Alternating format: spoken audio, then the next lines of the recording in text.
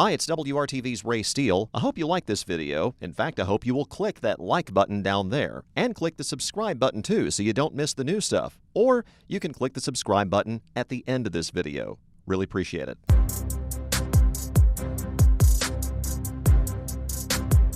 I tried so many times, and that's no lie. The words of the late Poogie Hart, singer of the Delphonics, rest in peace.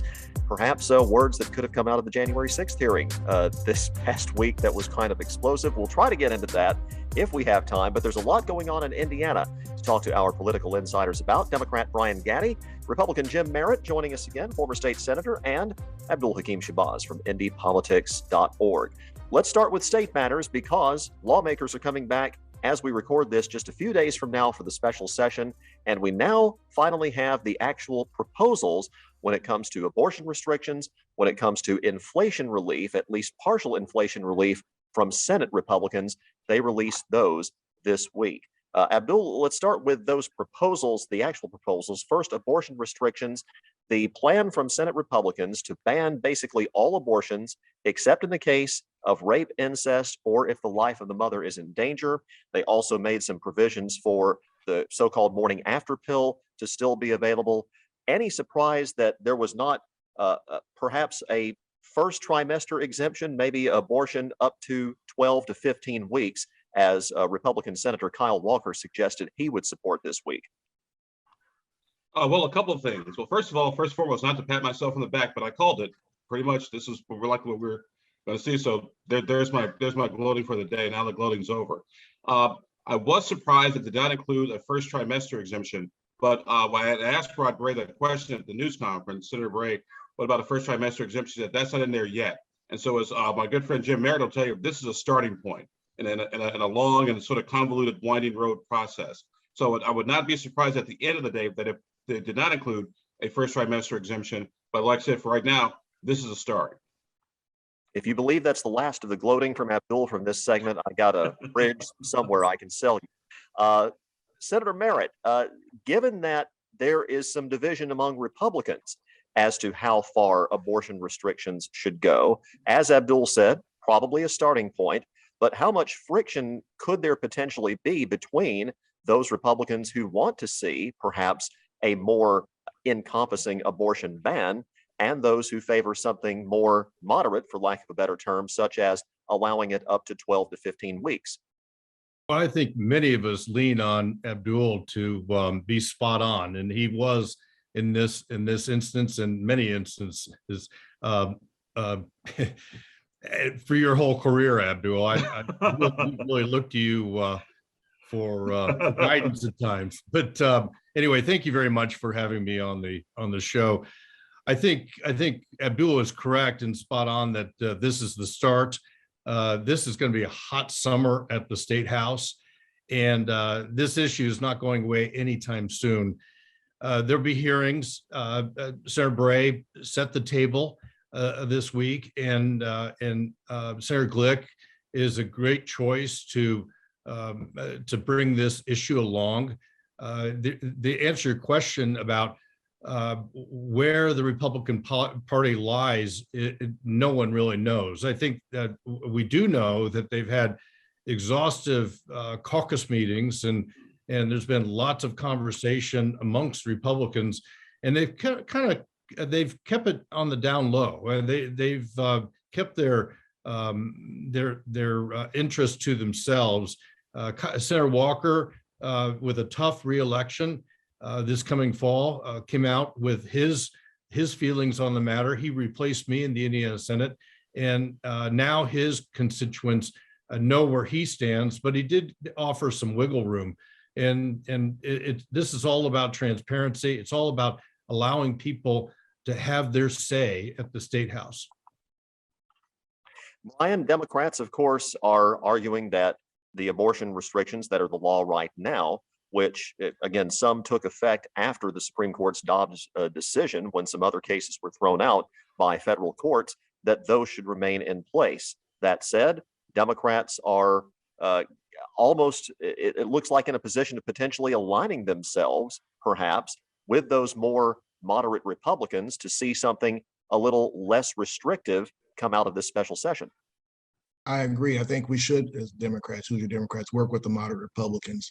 And if it's a 12 or 15-week ban, that's what we're going to have to go with. I mean, we don't want abortion restricted just to rape, incest in the life of the mother. That is way too restrictive. 12 to 15-week ban, I think, would be something that would work with the Hoosier Democrats, us Hoosier Democrats, and moderate Republicans. You might be able to stitch together a coalition of moderate Republicans and Hoosier Democrats, and that could be enough to get this passed in the General Assembly. And I would say Governor Holcomb, I think, would sign that. I don't see him vetoing a ban to 12 to 15 weeks. But Indiana is not Mississippi. I know we are a conservative state, but we're not a hardcore deep South conservative state. We're more of a moderate conservative state, which means, and that's why Hoosier Democrats, we have a chance to win in this state because we're not a hardcore conservative state. And I would say to my Republican friends, like Senator Merritt, be careful what you wish for. You just might get it. If you push too far on this abortion issue, they may need to rename it the Turn Indiana Blue Act, because that's exactly what they're going to end up doing at some point. Let me follow up on that with you, Brian, because if, let's say, Democrats, or at least some Democrats, did vote for any restrictions, even if it was up to a 15-week ban, thinking that, well, that's better than restricting all abortions in Indiana, could you still get some pushback from Democratic voters who don't want to see those types of restrictions, even up to 15 weeks? We could. I mean, that's politics. I mean, you're not going to please everyone, but if we have the opportunity to, and I'm sure what I'm saying, there's some Democrats that won't agree with it, but if we have a chance to team up with moderate Republicans and get a 12 to 15-week ban, that's better than a ban that bans all abortions, except in the case of rape, incest, and the life of the mother. And some of these states, the restrictions are so draconian, even the life of the mother is something that's amorphous and hard to pin down. We've heard about horror stories coming out of Texas where women are literally bleeding out because doctors can't even treat them. We don't want that in Indiana, and we don't want that happening to Hoosier women. So, politics is about compromise. I know compromise is a dirty word in politics these days, but sometimes you have to compromise. You can't get everything you want. If that's the compromise, then I think that's the compromise. Senator Merritt, and you've said on this program before that you thought that about preserving life would be the ultimate goal of anything that the Republicans propose post Dobbs decision. And another component of this we can't leave out are the added tax credits for adoption that Senate Republicans want to pass. Yes, and I was heartened. I was very, very pleased with how the Republican caucus proposed what we're going to do once this bill passes into law, and giving the incentives for adoption tenfold over what it is now. We know corporate Indiana, corporate America, the federal government actually, and the city of Carmel, if you can believe that, have offered incentives for adoption, because if you're going to change law in this way, we have got to reach out to those that have a safety net, if you will, with foster care, with adoption, with women's health services. That really is the key here to this whole situation. Is what is the Republican Party, what is the state of Indiana going to do with a tighter law, if you will? And as for what Brian said, I think compromise could be talked about, but as caucus chairman and number 2 person in the Indiana Senate, we would be in caucus, but we needed 27 votes on a bill, not 26, but 27 to pass a meaningful large piece of legislation. And I think that's what you'll see in the Republicans in the Indiana Senate. Abdul, one thing that could come up, and one thing the ACLU of Indiana tried to bring up, were a number of businesses who have signed on objecting to any changes in abortion law in Indiana. But what I noticed about the list that the ACLU put out, there weren't a lot of very large businesses on there. It was mostly small businesses. You don't see the large business community getting involved, at least not yet, the way they did with the Religious Freedom Restoration Act fight from a few years ago. Exactly. I spoke to Kevin Brannigan of the state chamber. He said that basically the chamber did not have a position on this issue just yet. Now, whether individual members decide to take out a position will be a little bit of a different creature, but you're right. And speaking of RFRA, this has the potential, I say the potential to be a RFRA, almost a RFRA 2.0. On Monday, it's scheduled 2,000 people will be scheduled to be at the State House to rally in favor of abortion rights. And all I'm going to do on Monday is just introduce the legislation, not even take a vote or take any sort of testimony. So just gives you an idea just how contentious this issue is going to be, because you have the pro-choice movement and also the pro-life movement showing up. And I feel for Indiana, because it's going to be an emotional issue, it's going to be a tough issue, and potentially a very dangerous issue. Now, the other issue that lawmakers are going to tackle during the special session, inflation relief. Senate Republicans released their plan this past week. It notably did not include the payments back to taxpayers like Governor Holcomb wants to do, though my understanding is that's going to originate in the House, Abdul. But it does take on the gas tax, at least in part it takes on the gas tax, which of course fluctuates each month based on the price of gas. Since the price of gas has been higher recently, that gas tax has crept up, and now Indiana's paying more for gas than the national average and many other states around us. So it looks like at least the Senate is trying to tackle that part of inflation relief. Are they indeed leaving the direct payments portion to originate in the House, as I think we thought would happen going in? They did not include the direct payments for a number of different reasons. One reason is because when it comes to paying taxes, because the goal of the taxpayer refund and inflation relief was to get money back to taxpayers originally. However, not everyone pays taxes. For example, you have people living in income, folks on security, Social Security, disability. And so what Senate Republicans did was try to figure out a way to get money back in those folks' pockets as well, which is why they froze the gas tax, suspended the utility tax, the 7% on your cable, your telephone, that sort of thing, as a way to keep money in the pockets of Hoosiers. In addition to the gas tax, about 20-30% of the gas tax is paid for folks out of state. And so we didn't want to mess around with that too much. And also, please keep in mind, the gas tax still pays for projects like roads and bridges and infrastructure. What was really interesting, though, on the Republican tax proposal is, Jim, correct me if I'm wrong, they dedicated like $480 million toward reducing the pre-1996 teacher pension debt. That to me is extremely important, because just like with the credit cards, as you pay off debt, you free up money for other projects. You don't have to go back to the taxpayers. Yeah, Senator Merritt, I was going to ask about that portion of it, but at the same time, the governor is still pushing for direct payments, and there doesn't seem to be a lot of appetite from at least some Republicans, and probably some prominent Republicans in the legislature, for direct payments right now. Well, that's right. And the Senate Republican caucus, for as long as I know it, has always been about paying off debt. And Abdul is exactly right. At the beginning of this year, we had $13 billion in debt with public pensions. That was taken down in this last budget about $2.5 billion, and it just frees up so much money at a later date. But it constitutionally, the state of Indiana cannot enter into debt. It's as well as you're going to see the fiscal matters, the financial end of this start in the House, because constitutionally they have to do that. And so you're going to be watching both chambers look at these large issues. And there was significant pushback from the Senate Republican caucus about a tax refund because they do believe in paying off debt and paying our bills. But at the same time, Brian, we do have, as the governor has pointed out, that $6 billion surplus. He wants to use $1 billion of that. That's something that, even though Democrats have said they think it's too little too late as far as relief for Hoosiers, that's something Democrats still seem to be behind. Absolutely, Hoosier Democrats are behind that because Hoosiers need relief. Gas prices are coming down.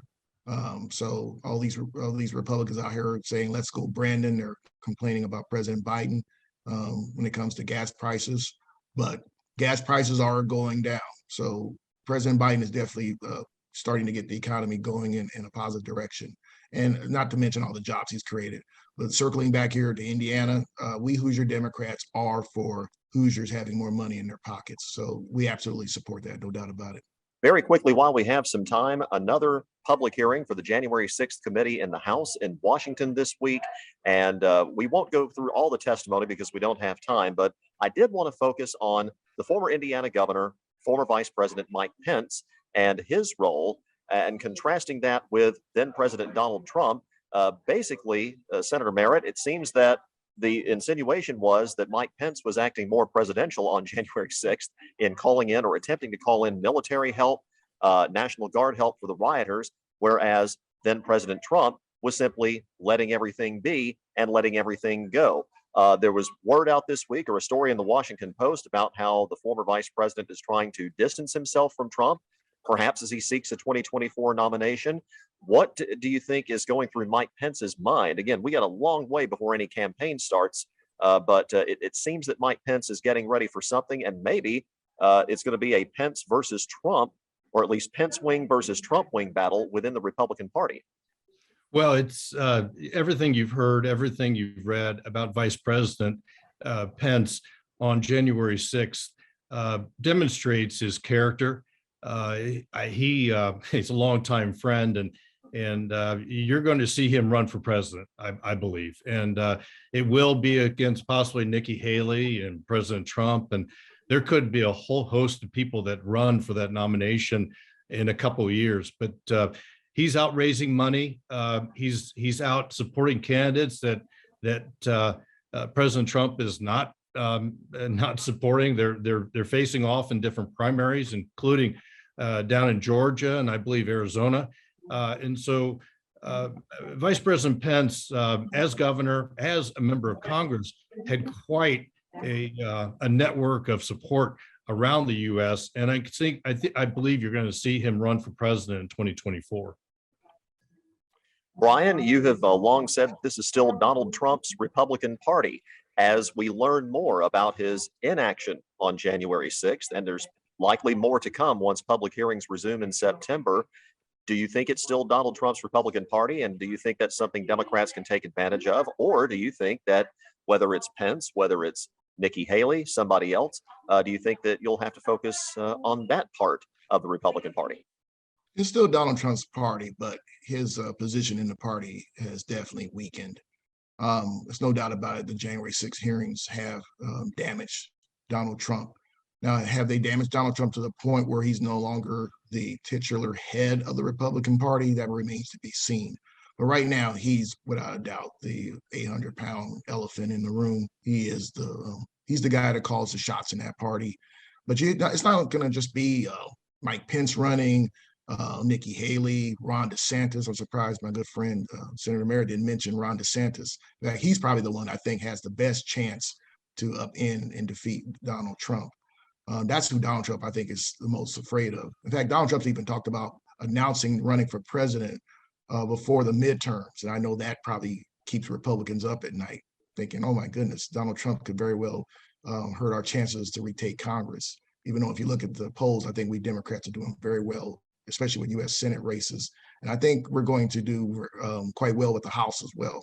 But to your point, it's definitely Donald Trump's party. But I would say to my Republican friends, again, be careful what you wish for. You just might get it. I don't think you want someone who was the insurrectionist in chief leading your party. You need to look for other people. And I suggest you do it soon and do it now. Abdul, from what you're hearing, how serious is the Pence for 2024 talk right now? I mean, it's again way early, but it seems like that's what he's always wanted. I think we've known that that's been his ultimate political goal, and now he sees it in his sights, perhaps. I think Pence is definitely going to more likely run for president. You can't say anything 100% in politics these days. And as far as Donald Trump being sort of the head of the Republican Party these days, Donald Trump has some help from Democrats. Governor's races in Illinois and Pennsylvania and Maryland, Democrats funneled millions of dollars into the Trump nominee. So yes, Donald Trump is the head of the Republican Party, but he's had some help from Democrats. As far as the presidential race goes, I think the one thing that helps Donald Trump is the more Republicans get in, the more Donald Trump is going to be the nominee. Because Donald Trump has like a floor ceiling of about 35% of the Republican electorate. That doesn't do you any good if you just got one or two opponents, but if you got 3 or 4, 5 or 6, then it does. We'll be talking a lot with our insiders over the next few weeks as the special session gears up on Monday. Brian Gaddy, Jim Merritt, Abdul Hakim Shabazz, thanks for your time today. Appreciate it. Thanks, Ray. Thank you, Ray.